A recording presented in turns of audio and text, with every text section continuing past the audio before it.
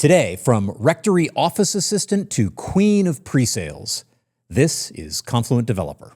Yeah, pretty much the salesperson goes, hey, how can I get you to new or used software today? And Right. the customer says, I don't know, what does it do? And they said, well, I don't know. Rachel, Right. what does it do? If you're trying to sell a product that isn't open source, Right. how do you define if you have product market fit? How do you define who your target customers are? I'm going to say this was not a successful ending. So we actually lost the deal. Okay. Hello there, everyone. I'm Tim Berglund, and welcome to Confluent Developer, the podcast where we explore the journeys of software developers tackling hard problems. In this episode, I'm interviewing my very good friend, Rachel Pedreschi. From her humble beginnings as the office assistant at her local parish's rectory to becoming a well-known startup pre-sales leader, Rachel shares the story of constant JVM tuning from the earlier days of big data databases and the even bigger challenge of explaining go-to-market to technical founders without much background in it. Let's get to it.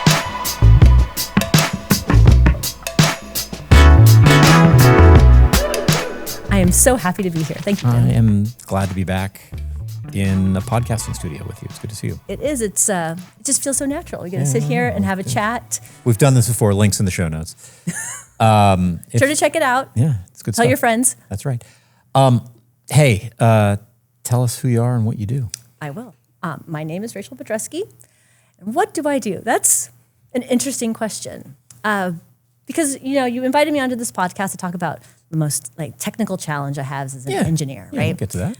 And it's very much in line with what I do. So I was trying to find the quote for this, and if somebody wants to comment where I've heard this before, it's I am called by many names. Yeah. But Is it from the Silmarillion? I don't, it's like a Tolkien thing. I'm not I sure. don't know, Yeah. but there's something. But I'm called a sales engineer. I was originally called a sales engineer way Yes. back when. And then I was called a solution architect. Okay. And now I'm a field engineer. And I think we also have forward deployed engineers. That sounds kind of tactical, kind of metal. I know, that's Yeah. pretty cool. I got to wear my heavy duty gear. Tactical That's vest. right. Yeah. That's right. I'm forward deployed. We're also called pre-sales engineers, pre-sales consultants. That's been my title before. We all do the same thing. Yeah. And our job is to help customers understand the product that my company is selling and get them moving either in a proof of concept or in a pilot or in sometimes just their kind of initial deployment. There you go. Yeah. I think of you as queen of pre-sales. That's kind of my... That is actually a very good way of thinking about me as the queen of pre-sales. Yeah, exactly. So everybody should hear that one. There you go.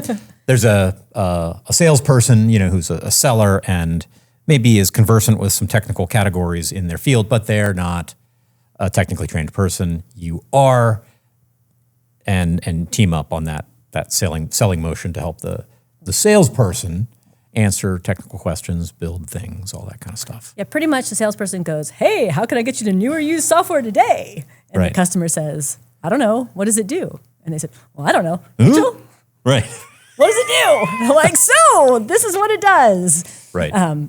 It's more nuanced than that, of course, because it always is. I need to have an actual seller on the show at some point because right now, if Yes. anybody's watching, they're like, no, it's a lot harder than that. And Hey, dude, I mad respect Sure. for salespeople. And I have worked for some salespeople that they can forecast. So you could eat off their forecast. They know exactly how much they're going to sell in the next quarter. And I'm kind of I don't know. tune a JVM for you. Yeah, exactly. Which, We'll get there. But Right. You weren't always queen of pre-sales. What was your first job? What was my first job? Yeah. Back in the actual first job.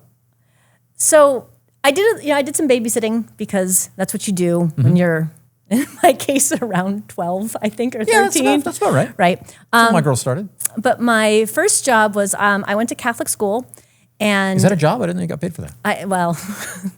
That's context for the I job. did. Sorry. It's context. Okay. Rachel, young Rachel going to Catholic I school. went to Catholic school, and I got a phone call just as I was about to graduate from 8th grade, go on to high school, from the priest. And the priest at the church was a person that you don't get phone calls from. Sure. That's And he's like, Rachel, respectable figure. we'd like you to come work at the rectory. And I'm like, and the rectory is the place where the priests live, and there's an office attached to it because, at the end of the day, the parish is a business, and there's accountants, and there's money, and there's... Sure, yeah. And in my case, there was a copy machine. Ooh, yeah. Which kids, back in the day, it's difficult. You just said that, and I'm like, oh, wow, copy machine. Yeah, there was that's a copy kinda, machine. It's just wealth and power and business. And Yes. yeah. Mhm. Yeah, and so what I did is I would come in after school and I would answer the phones, and I would come in on weekends and answer the phones, answer questions, pretty much sit around and watch TV, but just make sure that there was somebody manning, womaning, personing, crewing the phones at the rectory. Staffing. Okay, but not so much of making copies. Well, so that was a side gig. So what I would do is I would get my books from school, and then I would copy the pages that I would need for that particular unit, and then I wouldn't have to take my whole book. I could just take the copies. Right, a lot lighter. Yeah. It's, backpack full of books. And they would feed me dinner sometimes, and like around Christmas, the priest would sometimes ask me to wrap packages for them. Oh. So I would just sit and wrap Christmas presents. Assistant. Yes. For the that's so cool. It was a receptionist for the most part, and I did that most through high school. All right, which led later to Queen of Pre-Sales. I guess, yes. Through some series of steps that'll be a separate episode. Something like that. Yeah. But I started the pre-sales path as a technical support engineer for a database company. Okay. And I actually got that job because I was dating an accountant at the firm. It was a startup software company. Okay. They had just gone public, and back in 97, started. Some unspecified number of years ago. Yeah.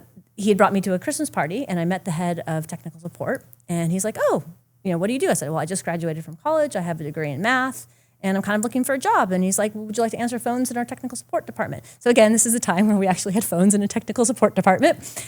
And I said, sure. And I remember that my interview, because the company was Red Brick, and it was Ralph Kimball, who was the father of data warehousing. Maybe you heard of him. Yep. And I got the data warehouse toolkit, the book, and during my interview, then they asked me questions like, what's an index? I'd go to the page, the definitions page, and I'd read it, because this is over the telephone. There's no Zoom. And so, I cheated my way into my first database job. So kids, before ChatGPT, where you could ask the question there, you just literally turn pages in the book. It was the same game, Yeah. That's wonderful. So my real first job, and took me into the industry, was working for Red Brick back in the late 90s. Okay. Through one of the founders of data warehousing. Yes. Yeah. And I haven't moved much from that. No, you've kind of been there. Yeah, you get Kimball and Bill Inman. And yep. Wow. No, okay. So I guess briefly, where are you now? Oh, I am currently at a startup called DeltaStream. Okay. And DeltaStream is a stream processing platform that incorporates Apache Flink, Apache Spark, and ClickHouse. There you go. Don't we all? Check it out. Link in the show notes. There you go. I actually didn't know ClickHouse was in there. What is, whether it's at DeltaStream, probably not at the parish, what's the hardest technical problem you've ever solved? Now, a quick word from our sponsor. Confluent Developer, the podcast, is brought to you by Confluent Developer, the website, which has everything you need as a developer of data streaming systems. And it's completely free. We've got curriculum, hands-on exercises, executable tutorials, the online data streaming engineer certification, also free, a way to find a meetup near you, those are free. Everything is there. I really want you to be successful in your journey as a data streaming engineer, and this is the site that has what you need. Check it out at developer.confluent.io. That's developer.confluent.io. Now, back to the show. When you first came to me and asked me about this question, I was like, hardest technical question. It's a tough one. It's a tough one because in a pre-sales environment, you are working in a very short framework, right? As we like to say, time kills all deals. So you are trying to prove value to the customer as fast as you possibly can and with as little problems as possible. Yeah. So you spend a lot of time asking questions, a lot of time in what we call discovery. Okay, which is figuring out what their context, problem, all that is, if you're a solution, if you're not a solution, all that kind of stuff. Right. Exactly. And then what do they need to see in order for them to say, yeah, this is what we want to do? Basically getting to the technical yes. There you go.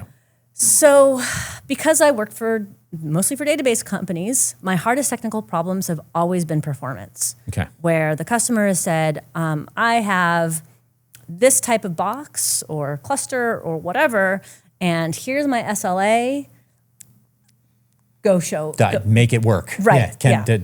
Show me when I push the button, the light comes on in the required amount of time. Right. And sometimes depending on the database, is it how many concurrent queries are you looking at? How many simultaneous users? So there's lots of different, are you using a mix of different types of workloads or different types of queries? So you kind of have to nail that down, and you're trying to nail it down so it's as favorable to you as possible. Right. So the most difficult ones have always been these. And as soon as a customer is like, we don't want to spend a lot of money on hardware. This is all the hardware we have, and this is what we're trying to do. And the marketing department of your company is saying that you're the world's fastest database, or you're the most this, and you're just like, must be true. Okay. So are there SSDs? No, these are, hard drives. And to use, I think to quote Patrick McFadden back in the Data Stacks days, they only spin so fast. That is a fact. There is a certain rate that really hasn't changed in 30 years. Right. Yeah. And so you actually go pretty quick into the JVM. And okay. Yeah, and I'm not a developer. Like, I don't write Java. I can read it. Sure. You don't want me anywhere near it. But for the most part, like, I don't spend my life looking at memory until I have to. Right. And so we're using things like flame graphs to try to figure out where are their bottlenecks, and then pinpoint the processes that that are waiting, that are bottlenecked, that are starved for memories. And because I've also worked in mostly open source technologies. Yeah. And technologies that JVM, at least partially. Yeah, exactly. They're always Java. And and I don't know if you know this, but open source technologies can kind of be hard to use. That they can. They are not. They're typically, if they're infrastructure, they are designed for their non-functional characteristics, latency, scale, whatever the cool thing is in that space, messages per second, records, whatever, blah, blah, blah. They're really good at that. And, if you don't know how to use it, well, learn. And there's about a bazillion, is that a word? That is a word. A bazillion different knobs that you can turn. And every knob was built for a particular reason and a particular use case. And sometimes you're looking at it going, I don't know, maybe I'll turn this one and see what happens. Ooh, maybe I'll turn that one and see what happens. And unless you're going to go, code diving to go find out if that knob is going to actually help you with, merge buffers, for example, or, client connections or something like that, then you are spending a lot of time going tweak, tweak, tweak, tweak. Yeah. That's. I mean, a lot of database tuning. I think anybody, regardless of the language, you talk to some DBA who's gone deep on Oracle or whatever. It's a lot of that, and nobody ever talks like favorably about that. Like, wow, it was such a rich time in my life when I was deep into whatever. But JVM things, you're looking at databases built in the JVM, and so memory management. That's the thing. It seems like. I mean, I don't know if recent advancements in garbage collection have made that less of a thing. I feel like I hear about it less. I think so. Yeah. So, back in my data stacks days, definitely, tuning the heap. That was the thing. Yeah. That was the limiting factor. I mean, it's not a Cassandra podcast, but like storage was cheap enough and big enough that you could put too much disk in a Cassandra node for there to be JVM space to babysit the disks. There's a certain kind of memory load that a byte on disk needed, and you were really constrained by, how big could a heap be at that time? Right. Well, but there's also the trade-off of, how often do you swap to disk? How much memory do you have available to you? And then and I actually had to go back and look up some of this stuff after our conversation. After I said, I need to hear about your, it was a long time ago. Yeah, but it was definitely the hardest problem. Yeah, do you tune this bit and this bit? And I actually ended up writing a course on it for the rest of the pre-sales team. Nice. Yeah. So they're welcome. Yeah. So by the time we got to Apply, when I was working with Druid, which was a different type of database, but still a very high performance type of database. So the JVM was a little easier to use. So you had, and it's almost like you had less control over it. And so there was a lot more knobs and dials that you had to use. Oh, okay. So there was a trade-off, right? Rather than, as there always is, it seems like, rather than having more control over the actual memory management in the JVM, you were actually doing more in the application itself. The database itself has to take on the complexity of things to tune to make the best use of this now more automated garbage collector. And of course, I hadn't kept up on garbage collection in the intervening years. Sure, yeah. It wasn't high on my list. No, because that as an SE dealing with a Cassandra-based product, that's going to be a core skill, right? That's where your life was in 2015. 2012 or whenever that was. 2012, this is 2013. In there. And in the intervening years, when I would move off of working with something that wasn't, it wasn't as necessary until it was. Yeah. And then all of a sudden I'm like, oh, darn it, I didn't, I don't know what's going on again. So what's the you're closing a deal. That's the thing, right? That's the impact you're creating. But if you can think of one, a specific example, like what was the situation? What were they upset about? What did you get to? Well, so I'll paint a little bit of a picture.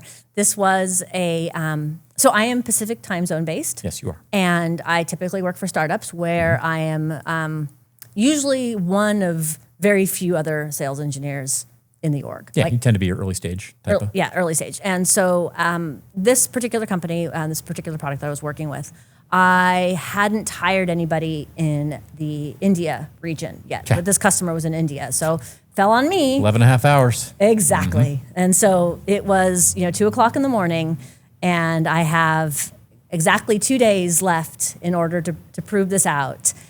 And we're not anywhere near it. And they will not budge on the size of their cluster. Okay. Like they're just like, this is it. And, I'm trying to get the CTO on the phone, who's, the author of the product. Like nobody better to help me. And, he and I are, looking at these flame graphs and, running different commands. And I'm going to say this was not a successful ending. So we actually lost the deal. Okay. So this was a hard problem. It was a hard problem, and we lost the deal. And sometimes it's like, you walk in going, well, we're going to give it a go. And luckily I had the support of the CTO. Like I had the support of everybody around me. Of the database. That's your CTO, not not the customers. Not the customers. The customer is just like, hey, it doesn't work, sorry. Okay. We're not spending the money on it. But it's not even that we lost the deal. Was it probably worth it in the long run? Probably. These guys were probably in a difficult customer to continue to support. Okay, fair enough. So I can say that to make myself feel better. But it was a loss. Yeah. And not the greatest feeling in the world. No, you don't get into pre-sales because you want to lose deals. That's how you get paid. But that's interesting that you've picked that one. I think that's kind of cool because sometimes that's how the story ends. This isn't a job interview. Like I'm not going to tell you. This is how I just. Let me tell you how awesome I am. No, hardest problem ever. Kicked my butt. Yeah, and it kicked. And I think what it comes down to is that there is always a sort of disconnect between marketing and sales and the technology. Oh, tell me. Right. I need to hear more about this. Yeah. And I didn't think that was true, by the way. But no, never. Yeah. No. That's never the issue. Crazy. And as I've grown in my career and I've started working for smaller and smaller companies and had more and more responsibility, I start seeing how difficult marketing is for technology companies, especially at an early stage. Mm-hmm. And if you have an open source product, great. Like you have kind of a community that is giving you signs, whether or not you have product market fit, what your product is going to be used for, how they're using it. And I'm preaching to the choir on this one, right? No, but I'm not, maybe not to them. It's this free way of adopting and actually using in anger the product, or at least the open source version of it, something very similar. And so you really do get a strong signal of, well, where is that finding itself when the cost of the product itself is zero, who uses it and for what? It's brilliant. Yeah, and it tells you so much. Now, if you don't have that already, right? If you're trying to sell a product that isn't open source, right, then what do you do? Like, how do you define if you have product market fit? How do you define who your target customers are? How do you define the parameters in which you're going to be working in? And the product that I was an open source product, so people did know what it was being used for. But I think in general, I'm talking more about trying to explain to technical founders who are engineers, and they're usually brilliant engineers, why do you need marketing? And what's the point of marketing? And how do you most effectively utilize marketing to grow your go-to-market strategy? Yeah, to grow your business. Yeah. And I came up in this business as an engineer. My job I had in college was writing software. I talked about that on an episode. And that's what I did in the early, 15, 20 years of my career. Is I wrote code, and without a lot of connection to the go-to-market part of the business. I worked for some small companies where I saw selling happen, but I didn't know what, early in my career, there was no SaaS, but now as we know it, sort of this kind of software companies, marketing, enterprise marketing, I didn't know what that was. And developer type people, like me, before I knew that, marketing just means like untrustworthy, not smart person. Right. Yeah, that's how it gets. It's terrible, but that's how it just. You just listen. That's how it gets used. And it's so wrong because so wrong. Because, and again, as a sales engineer, I'm the tip of the spear, right? I'm in there having to prove to somebody that the product does what marketing says it does. With technical credibility. Right. Key. Yeah, exactly. So not only do I have to believe it, I definitely have to drink the Kool-Aid, but I have to have tried it, I have to have experienced it, and I have to be able to walk in there, with some swagger and say, yeah, this is going to work. Yeah. And so you have these technical founders in these early stage startups in the world that you inhabit who are engineers. That's the background they come from. And they're, maybe genius coder who built amazing product. And they are, usually. Usually. And now they're going to learn how business works. What's on marketing? That's dumb, guys. I don't know. We don't need that. Seriously, there is, and I'm not going to name names, but I've had conversations with founders. Like one of them said to me, I don't think we should do trade shows. I went to a trade show once. It was really boring. I worked a trade show booth once, and it was really boring. There you go. Yeah. And so when you go up against that mentality, you have to fix that. Well, and you're trying to, you're trying to build a go-to-market strategy, and part of that go-to-market strategy is going to go find your target market where they live, and where they live is at live events. They live at conferences. That's it's one of them. Well, not maybe, all of it. yeah. But you need to learn that. Right. And so having a founder who's like, well, I just think that's dumb. Well, okay. Yeah. So we're going to have to have that talk. School's in session. Right. Yeah. So we're going to have to talk. Another the talk about this is how you sell things to customers. Right. This sounds like another hard problem that you've solved. Yeah. And actually, when you first said what was your hard problem you solved, that was the one. Is another story. Another founder I'm talking to, and I'm trying to explain to him, how do we find product market fit? And I said, and typically at a bigger company, because he'd worked at bigger companies, you would have somebody in product marketing help out with this. Mm-hmm. And he starts laughing. I'm like, what are you laughing about? Right. He goes, product marketing, that's not a thing. Well. And I'm like, oh. So he said, and so I tried to explain, right, there's different, sections of marketing, and they do different things, and you have product marketing that is like the technical side of it. And he's like, are you serious? Like, I thought all marketing was just marketing. It's just marketing, It's just marketing. Right. And over again, I see heads of marketing who are brilliant people who have a lot of great ideas, but running into loggerheads to the technical founder who doesn't understand the value of marketing, wants to underinvest in marketing. Yep. And I'm going to tell you, if you don't have an open source product, you have to spend that same amount of money in marketing. Yeah. A lot of work you have to do. Yeah, unless you just lucky enough to have a product that everybody wants, and and that's pretty unusual.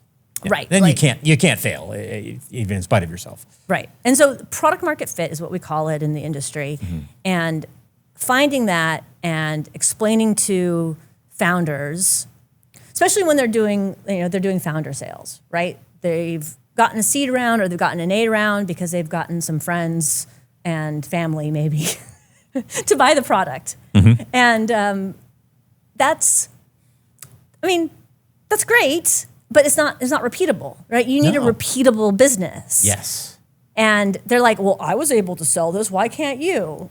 Well, it's a little bit different. Right. And so that is, I think, in my career has been the hardest problem. I believe it. And the crazy thing is, if you can get them to that aha moment, if you come up in your career as an engineer, and then you actually learn how you watch enterprise marketing, even a mediocre team functioning, you just have no idea how disciplined and quantitative and methodical it is. And as an engineer, you're like, I couldn't predict how long it's going to take me to build something, Yeah. But the kind of predictability that, like I said, even a kind of a middling marketing team and the amount of data, it's this amazingly quantitative thing that technical people kind of look on with disdain. And in fact, it's in a sense, the execution of that work feels like it conforms more to the expectations and bent of a technical person anyway. So it just, I remember that aha moment for myself. Yeah. And it actually happened late in my career. It was just about 6 months ago. No, it was at DataStax. If you look at my history prior to that, there was just no big enterprise. And I'm looking at this like, oh, wow. Yeah, it's actually kind of a cool thing. Yeah. And it's when it's done well, it's amazing. But the problem is it's really hard to do well because you're flying blind. You're going into a room and going, okay, I think this type of person's going to want this thing. And so how do you reach them? Do you reach them through ads? Do they hang out on LinkedIn? Do they hang out in Slack? Like, where do these people hang out? How do you reach them? Knowing that that most engineers are going to be like, oh, that's marketing. I don't want that marketing. Bad. We don't. So how do you market to somebody who doesn't want to be marketed to? Yeah. Well, now it sounds like I'm the guest. that's kind of what DevRel does. And you spent some time doing that same thing yourself. That will have to be for another episode. I think so. My guest today has been Rachel Pedreschi. Rachel, thanks for being a part of Confluent Developer. Thank you for having me.